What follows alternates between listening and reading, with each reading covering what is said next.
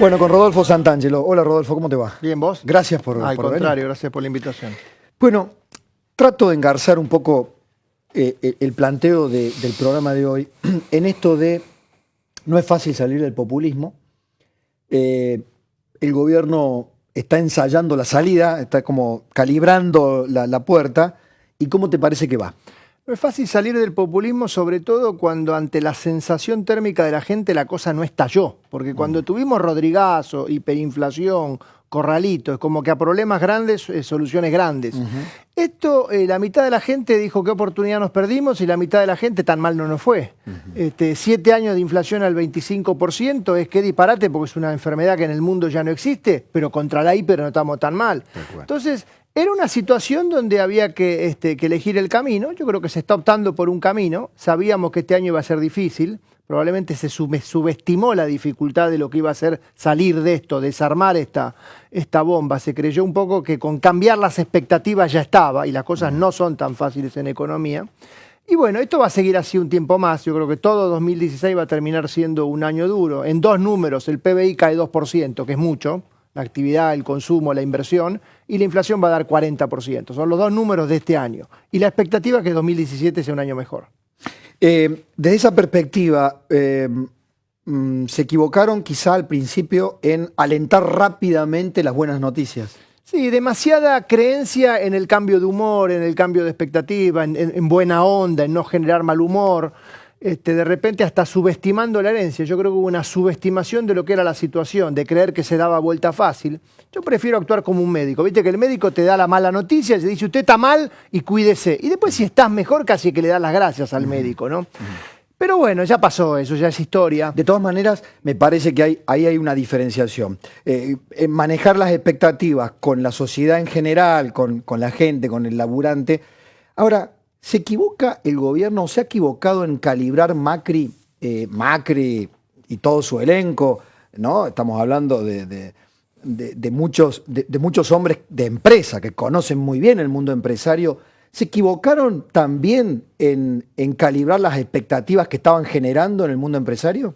Por eso de que está medio enojado Macri con el sector empresarial. La velocidad de reacción, la velocidad de reacción. El mundo de los negocios tiene sus tiempos, que no son los tiempos de las políticas, y hay veces que la política se tiene que acomodar al tiempo de los negocios y a veces viceversa. El hombre de negocios reacciona cuando lo necesita, cuando está obligado, cuando no tiene más remedio que.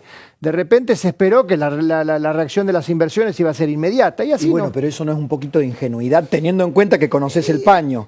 Macri los reunió en Olivo a los grupos de empresarios y les dijo, yo los conozco. Bueno, no sé si llamarlo ingenuidad o exceso de optimismo. Pero bueno, ya llega la hora de la verdad. Creo que el campo va a ser el primero que claramente tiene que reaccionar, es como el que tiene las de espada para jugar. Creo que ya hay una reacción.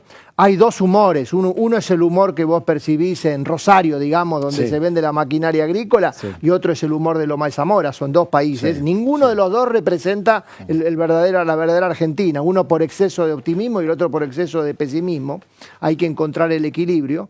Pero lo que yo siempre digo, esto va a ser una maratón, ahora que estamos en Juegos Olímpicos. Esto no es una carrera de 100 metros que termina en 9 segundos. Esto es una maratón, esto va para largo, esto recién empieza, hasta incluiría el tema tarifario. El tema tarifario es recién un primer paso, que nadie crea que se solucionó el problema. Lo primero que hay que hacer es que se convalide lo actuado, pero después hay que seguir trabajando. Sí, el problema es que si te equivocas en el primer paso, con todo lo que te falta, te está jugando las expectativas en contra ahí, ¿no? Sí, sobre todo cuando cada 2 años hay elecciones y está esta necesidad de convalidar, que la sociedad convalide, cuando se piensa demasiado en ganar las elecciones, y ahí es donde un poquito se complica, ¿no? Los tiempos de la economía suelen ser más largos que los tiempos políticos. Rodolfo, ¿cómo pensás que, no digamos cuantitativamente, sino simbólicamente, va a tallar el tema del blanqueo, del sinceramiento fiscal? ¿Qué se está jugando con el blanqueo?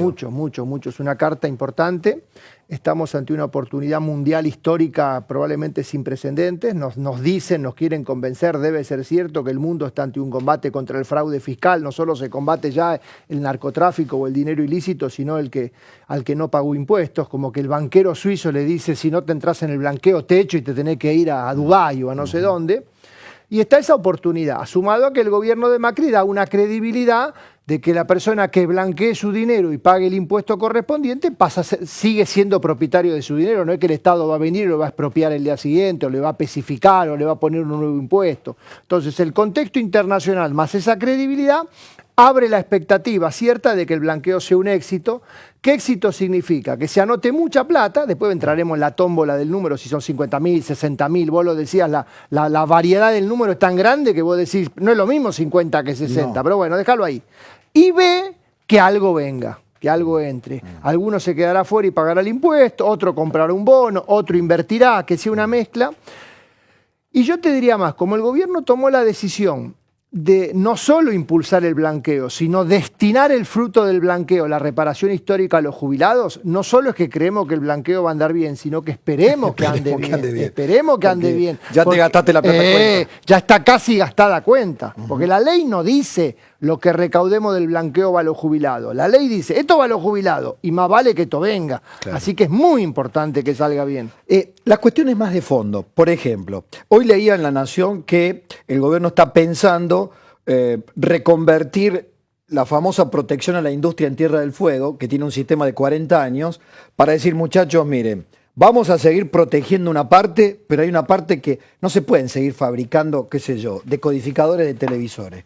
Porque además tenemos una baja en las ventas, tal vez haya otras razones también, pero tenemos una baja del 25%. Por lo tanto, empezamos a reconvertir esta historia.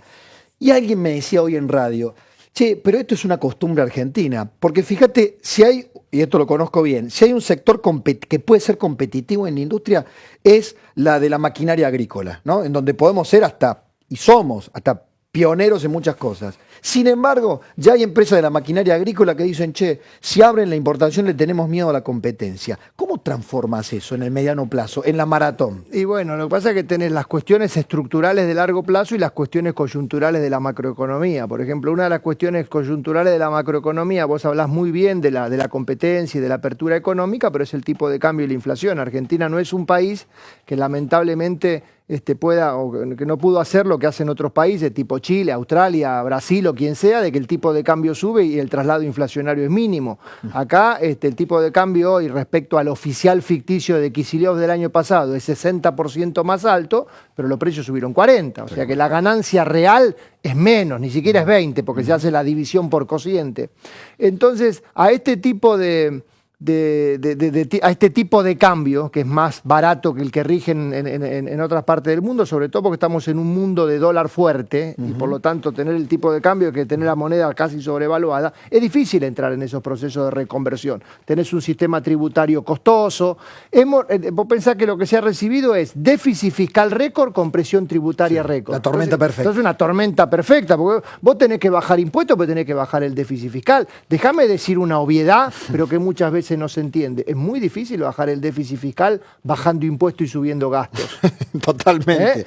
Este es un mensaje para el club de los Economía 1, no, Economía 1 de jardín de infantes, casi digo. Entonces, mirá que si bajas impuestos tenés que hacer el esfuerzo del otro lado, el tema tarifario y los subsidios. Mucho énfasis en la inversión pública y en la infraestructura. Ojo que la infraestructura hay que financiarla, o sea que no se trata de hacer cualquier cosa. La infraestructura, la inversión pública. Lo importante no es cuánta mano de obra da mientras la estás haciendo, cuántas bolsas de cemento se venden mientras la estás haciendo. Lo importante de la infraestructura es para qué sirve cuando está terminada. Claro. Porque si no hacemos estadio de fútbol para los Juegos Olímpicos, que terminan los Juegos no sirven para nada. Que es lo que le está pasando a Brasil. Hace obras que vos sepas que sirven a aumentar la productividad, a la eficiencia, para que el sector privado invierte, exporta. Esos son los estudios que hoy en Argentina yo no tengo claro que estén hechos. Rodolfo, esta idea de crecer con salarios altos.